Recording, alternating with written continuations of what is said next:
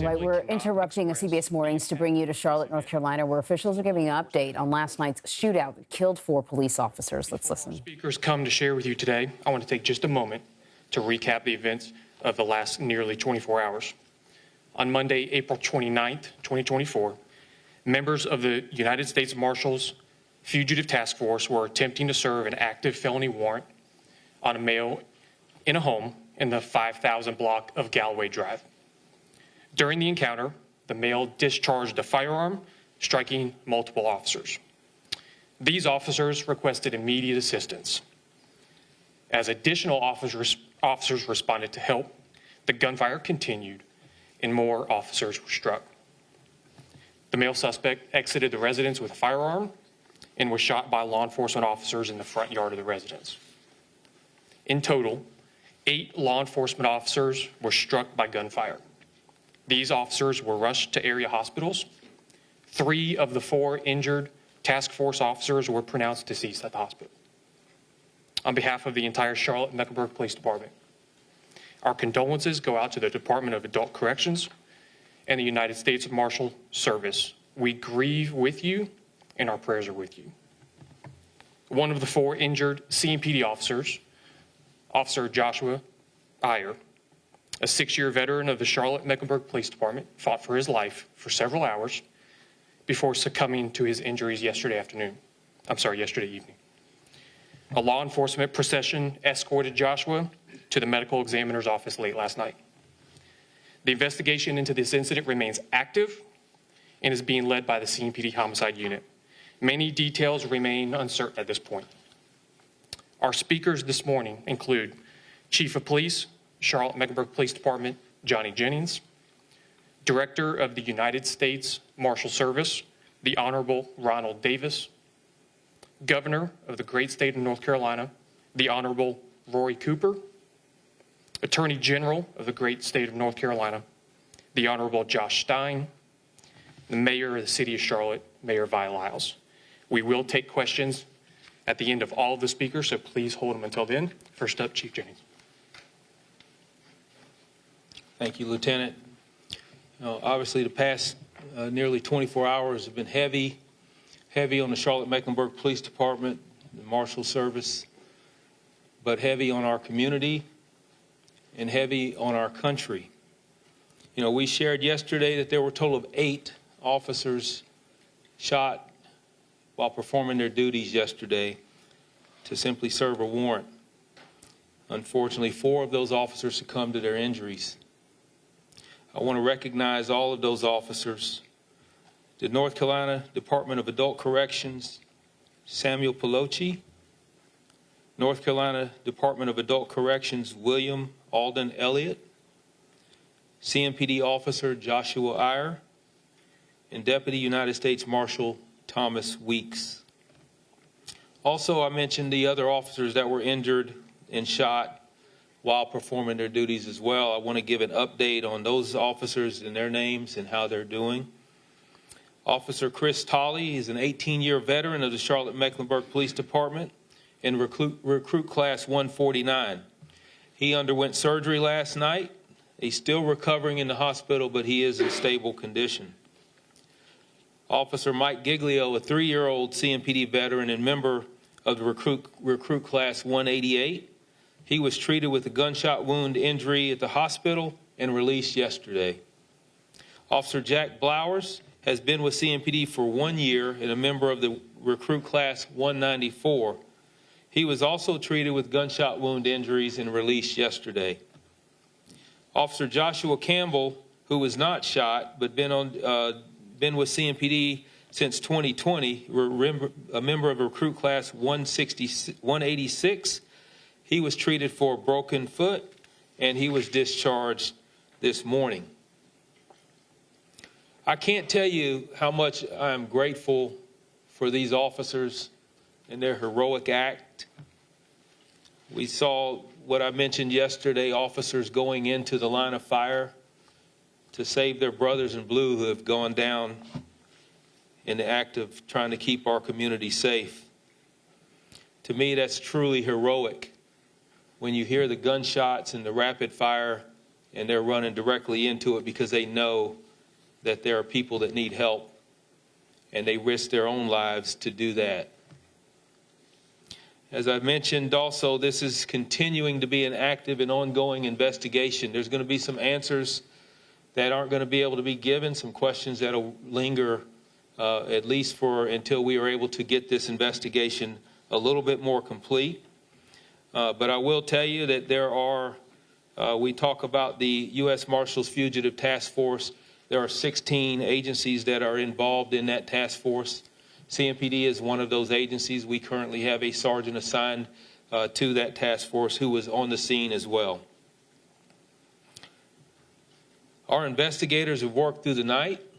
The house is still being processed. You have to understand the amount of evidence that's going to be collected. Probably well over 100 rounds of gunfire or of projectiles and casings that will be collected. But what I will say is that we did recover so far on the scene an AR-15 rifle, a 40 caliber handgun, and also additional magazines and ammo that goes both with the AR-14 and the 40 caliber handgun. We do know that the suspect that was shot and killed was the individual that was that the warrant was for and was going to be arrested for possession of firearm by a convicted felon. And we are still working through additional parts of that investigation. 2 females that were inside the residence that I mentioned yesterday who came out eventually, they are fully cooperating with the investigation. They have been talked to by the Charlotte-Mecklenburg Police Department homicide detectives, and we are not looking or interested in any additional suspects or any persons of interest.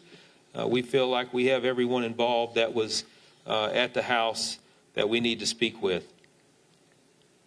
Also, indication right now is that 12 CMPD officers fired their service weapon during this incident. All 12 of those officers have been placed on administrative leave and will also continue to be investigated as far as interviews, both internally and within the criminal and internal investigation, which is standard for an officer-involved shooting. So this is certainly a tragedy that's going to impact, I would say, our country for a very long time. It's a scar on Charlotte, but a scar that won't heal. We're a resilient profession and a resilient city, and we will certainly get through this. But it will take time, and it will take support from all of our community as our officers continue to keep our community safe even through this tragedy. So thank you, and I'll turn it over back to Lieutenant Petrus. Thank you, Chief. Our next speaker is the Director of the United States Marshal Service. That's Director Ron Davis. Good morning, and thank you, excuse me, for coming. I don't think words can describe the amount of pain that the Marshal Service and all of its members, the court family, law enforcement in general, this community and communities around the country are feeling with such a loss. The Chief mentioned for the first time we were releasing the name of Deputy Weeks. Let me tell you something about this hero. Thomas Weeks is a Deputy United States Marshal. He was 48 years old. He is survived by his wife, Kelly, and has 4 children. He was transferred to this district, the Western District of North Carolina, in 2018. So he served 6 years here, although he's been with the agency for some 13 years. We did send out a release with more information along with the photo for you. And I want to make sure that people remember him and the other 3 officers that have perished in this incident. He was assigned to, as I mentioned, the Western District of North Carolina, but he was also assigned to our Fugitive Task Force. And let me just say something quickly about the task force to understand the context in which they operate. As was mentioned, there are over 16 agencies in the task force that covers North Carolina. We have 56 district task forces, 8 regional task forces around the country, and it is an example of what we've seen yesterday of how local, state, and federal law enforcement come together, share resources, make sure that the force multiplier, removing those violent and most dangerous from our community and the safety of our community. And that's what happened yesterday. And so we'll give you, in the future, give you more information about the task force, but Deputy Weeks was serving on that task force, as do hundreds, if not thousands, of deputies and officers around the country every day. Even right now as we speak, there are thousands of deputies and task force officers serving our communities, trying to bring to justice those that are responsible for some of the most heinous crimes in our society. And I want you to just pause a moment and please offer your thoughts and prayers and think about them and their families and everybody that suffered yesterday. We didn't just have a bad day for the community. This is a loss for the entire country. I have been in conversations with the Attorney General of the United States as well as the Deputy Attorney General of the United States to make sure we offer all resources and support necessary to the police department as they continue and to our law enforcement partners. And I want to personally thank all the law enforcement officers from the agencies that responded. As more and more comes out about this incident, not only will you see how brave they were, you will see examples of that courage and bravery. Let there be no mistake, they represent the best of us. They are truly America's finest, and it's just an honor to serve with them. I will meet with the family later today, a meeting that no leader, director, or police chief ever wants to have. Losing a deputy, losing task force officers is like losing a family member, because quite frankly, they are family members. I don't have many words at this time other than say that inside my agency that I'm going to ask the men and women of the United States Marshal Service to continue their steadfast commitment to the American people, to continue the outstanding job that you do, and know and witness this amount of support you have. This community, the Charlotte-Mecklenburg community, has been tremendous. Thank you very much for that. It is not going unnoticed, and I think the entire nation will see that, and we are appreciative for that. Thank you.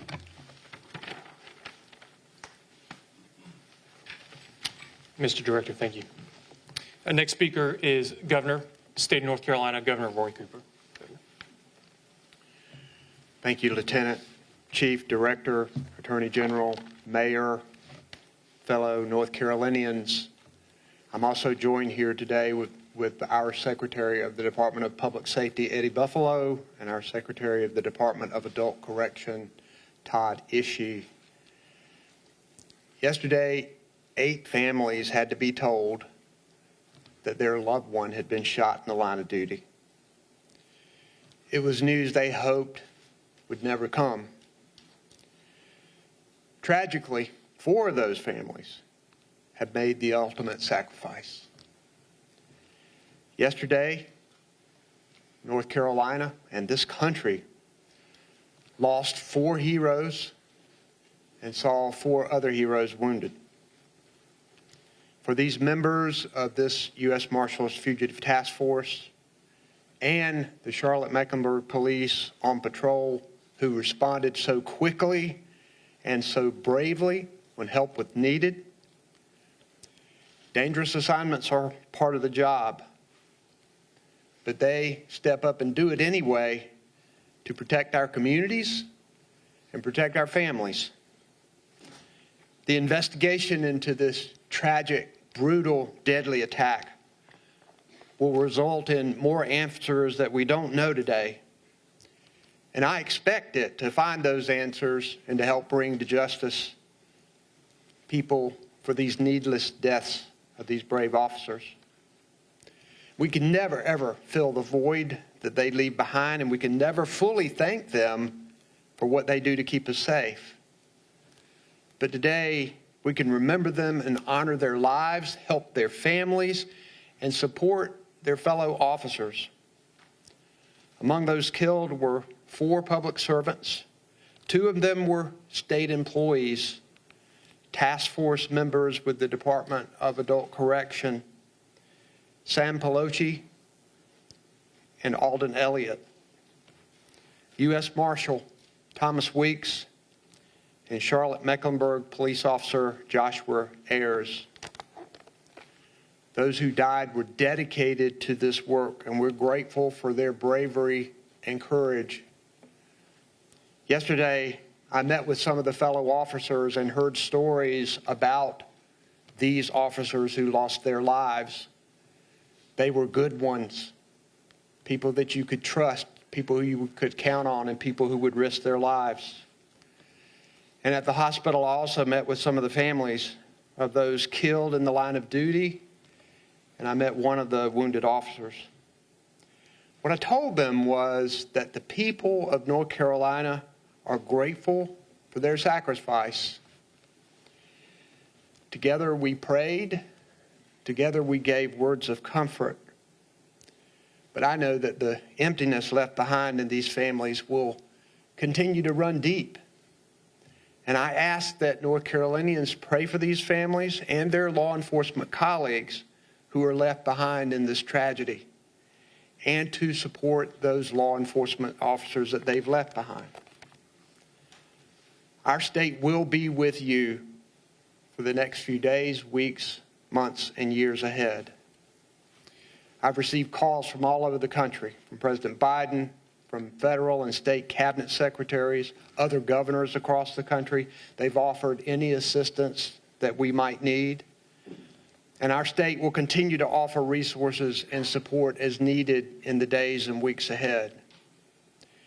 And as we seek to heal and make sense of all of this devastation, as we seek justice, as we work to make our communities safer, I want to offer my deepest thanks to law enforcement at every level who continue to wake up every morning ready to serve despite the dangers that come with it. Our families are thankful. Our communities are thankful. Our state is thankful. May God bless you and the souls we lost. May God bless North Carolina and the United States of America.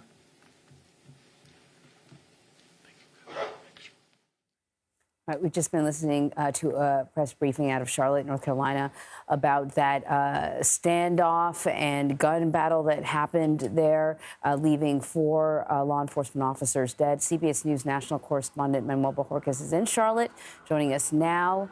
The briefing is still ongoing, so I'm not sure how much new we have learned so far. But can you give us a sense of what happened yesterday and what we're learning? Well, you can see behind my shoulder here some of the damage left behind to this home in East Charlotte. This is where it all happened.